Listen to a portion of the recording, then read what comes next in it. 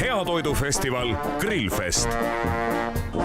Pikniku juustupulkade rebimise võistluse auhinnaks on 10 000 eurot ja ajaloos on selle võitnud ainult üks Leedu tüdruk. No ma ei tea, kui keeruline see saab olla teha üks pikniku juustupulk 30 ühe pikkuseks tükiks. Ma ei tea, aga ma lähen proovin.